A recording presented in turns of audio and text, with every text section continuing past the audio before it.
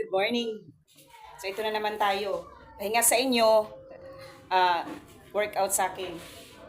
Yung pamaol ko kahapon pa nagsimula. So kahapon siya nagparamdam hanggang ngayon. So hindi ko alam kung mag-workout ako. Pero labanan ko to, mag-workout ako.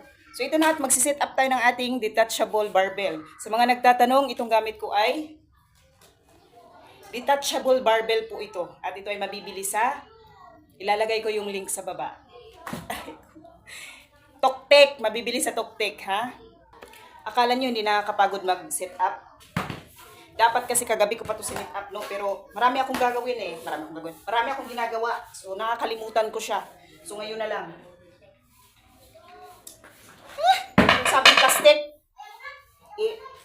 Duslo ko pa rin sa paa mo eh. Masasabi mong plastic to. Tingnan ko lang kung di mabuaw yung kuko mo. Charot lang. So, ang ginagamit ko palang barbell kapag ako ay nag-squat at nag-RDL ay sinasanay ko muna yung aking sarili sa 21 kg. Kasi hindi ko pa kaya yung 30 dahi. Napakabigat dahi.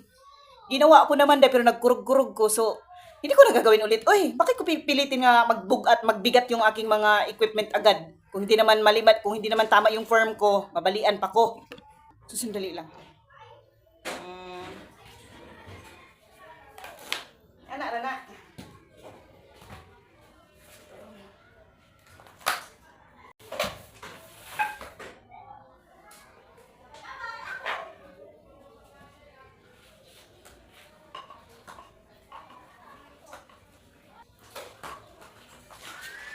Mas maganda talaga no yung nasa gym ka kasi kailangan ko lumapit para marinig nyo.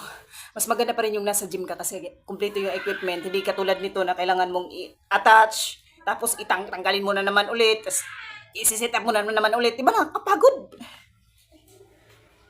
Pero wala kang magagawa. Sunod. Ito naman.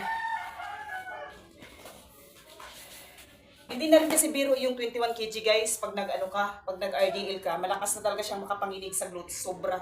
At kapag nag-squat ako, kasi depende rin naman sa strength level ko, no? Kung yun lang yung kaya ko, bakit ko pipilitin na mag-30? Sinasanay ko muna yung sarili ko sa 21. Oh. Para naman hindi tayo matumba kapag ginawa natin. Saka gusto ko, ang mahalaga kasi doon, yung formation mo, tama yung form, natatamaan yung target ng muscle, dito sa glutes, o sa quads man, basta, yun ang mahalaga para sa akin lang. Sa mga sanay na, yung nagbubuhat talaga ng mabigat, malamang sanay na sila kasi nga, nakakaya na nilang buhat ng sobrang bigat. Ako hindi pa, tapos kulang pa yung aking dito, kagamitan. So, kailangan talaga lalayan ng sarili. So, mamaya na. Sige na nga. At ako'y may exercise na para makatapos na at makapag-upload na. Bye!